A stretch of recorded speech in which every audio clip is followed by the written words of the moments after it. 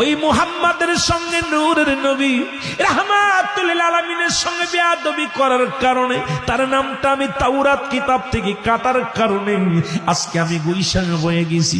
আমি তোর কাছে ক্ষমা চাই, আমাকে তুই মারিস না। আমি তোর কাছে ক্ষমা চাই রে আবু জেহেল, আমার গায়ার বাড়ি মারিস না। আমি সহ্য করতে পারি না।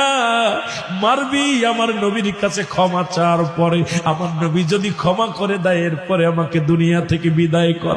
একটা সুযোগ দে, রাসূলের রওজা রাসূলের কাছে যাওয়ার একটা সুযোগ করে দে।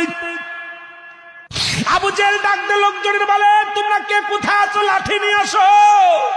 আরে মুহাম্মদ সাপ পাঠাইছে আমারে মারার জন্য, আর সাপ পালে ওরে মারতে বারণ করে। একে তো সারা যাবে না, জলদি আয়, লাঠি নিয়ে আয়।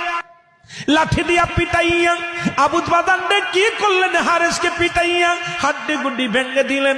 হারেস চোখের পানি ছেড়ে কান্দার বলে, হারেস ডাকতে বলে, আবু জেহেল রে, আর আমি সইতে পারি না।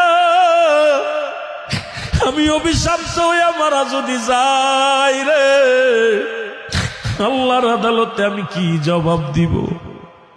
আবু জেহেল রে, তোরে অনুনয় বিনয় করি আমারে মারিস না, আর পারছি না, আর সহ্য করতে পারছি না, আমাকে মারিস না।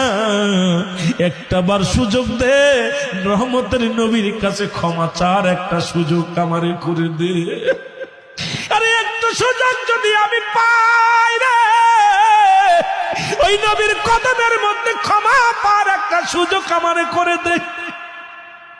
আবু জেহেল পিটাইয়া মারি ফেললেন, সাপটাকে মারলেন। মারা পার হারেস এ মুসলমান, গুই সাপটারে পোড়াইয়া এবার কি করলেন, আগুনে তারে পোড়াইলেন। এত মারিয়া শুধু ক্ষান্ত হয় নাই, আগুন দিয়া পুড়াইয়া ছাই বানাইলেন। ছাই বানায় একটা পাতিলের মধ্যে ভরলেন। পাতিলের মধ্যে ভরিয়া কয়, মুহাম্মাদের জাদুগিরি আজকে শেষ। এবার দেখবো কেমন জাদুকার মুহাম্মদ, আজকে পরীক্ষা শুরু হয়ে যাবে। এবার সাপটারে পুড়াইয়া ছাই বানাইয়া নিয়ে একটা পাতিলের মধ্যে নিয়ে নবীজির দরবারে চলে গেলেন। ডাকতে বলে, এ মুহাম্মদ সাল্লাল্লাহু আলাইহি ওয়াসাল্লাম, ডাকতে বলে, এ মুহাম্মদ, আব্দুল্লাহর বেটা মুহাম্মদ, শোনো, আমার এই পাতিলের মধ্যে কি আছে যদি বলে দিতে পারো। আমি এক বাক্যে বলতেছি, আমি আবু জেহেল কালেমা পড়ে মুসলমান হয়ে যাব। এক বাক্যে বলতেছি, আমি একটা সেকেন্ড দেরি করব না, কালেমা পড়ে মুসলমান হয়ে যাব। এবার বাজান রে, আমার নবী ডাক দেখায়, চাচা আবু জাহেল শোনো,